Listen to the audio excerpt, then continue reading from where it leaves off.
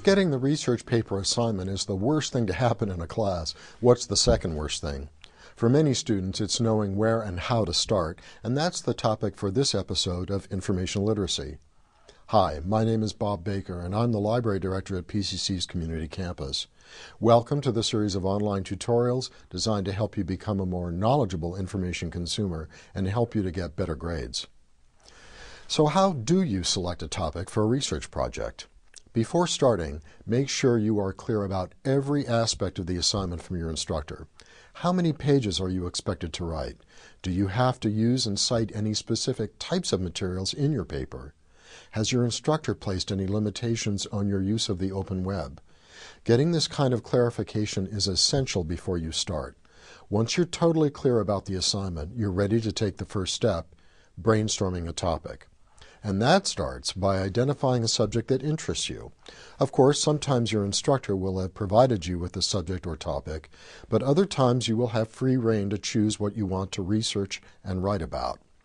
If you don't know what you'd like to research for your paper, you can turn to some library resources to help you. Most libraries subscribe to some current affairs or hot issues reference works or databases. At PCC, for example, we subscribe to Issues and Controversies, CQ Researcher, and Points of View Reference Center. Each of these databases are potentially very useful if you're feeling stuck. In fact, even if you already have an idea of what you want to do your paper on, it may be helpful to visit these databases to see how they narrow from subject to topic. One of the databases, Issues and Controversies, actually has a Need a Research Topic section, which then provides a listing of subjects and narrower topics under each of the subjects. For example, if you were interested in energy policy, you could narrow that down to renewable energy, ethanol, fuel prices, or electric utility deregulation. This leads us to step 2 of the process, gathering some background information. In Issues and Controversies, each of the energy policy topics I just mentioned has an overview essay that includes background information, a bibliography, additional sources, including organizations, and keywords to use when you conduct searches in library catalogs, periodical databases, and the web.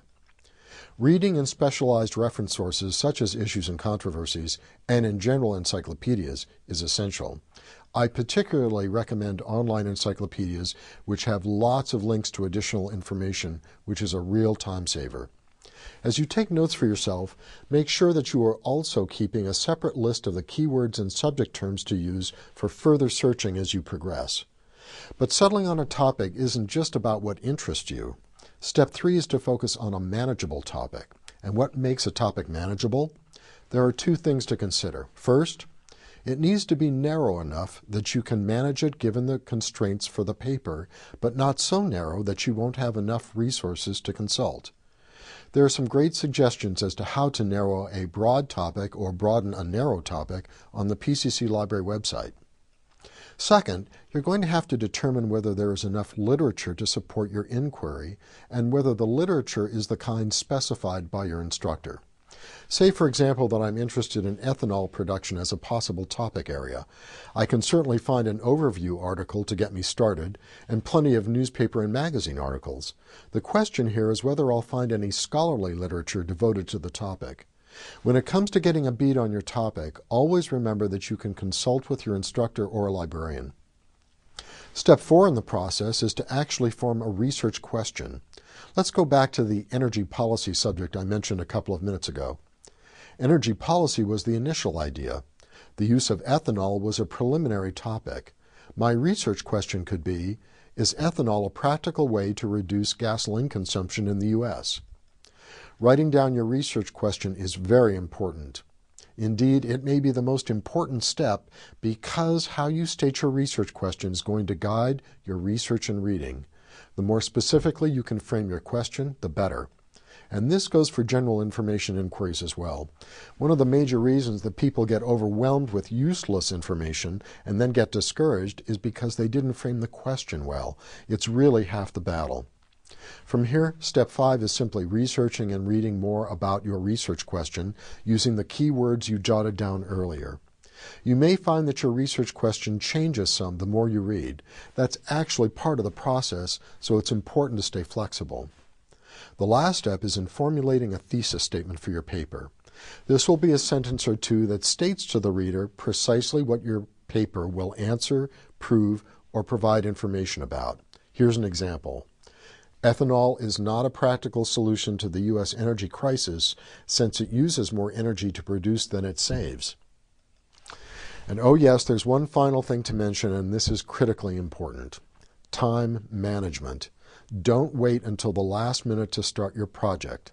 I can't tell you how many times I've seen students in the library a day or two before a paper was due in a total panic. Starting at the last minute is a surefire way to trigger needless stress and get a lower grade. So let's sum up. Here's the process to follow in selecting a topic. Brainstorm possible topics. Conduct background research, keeping track of keywords for searching. Select a manageable topic. Develop a research question. Research, read, and take notes. Practice good time management and don't procrastinate.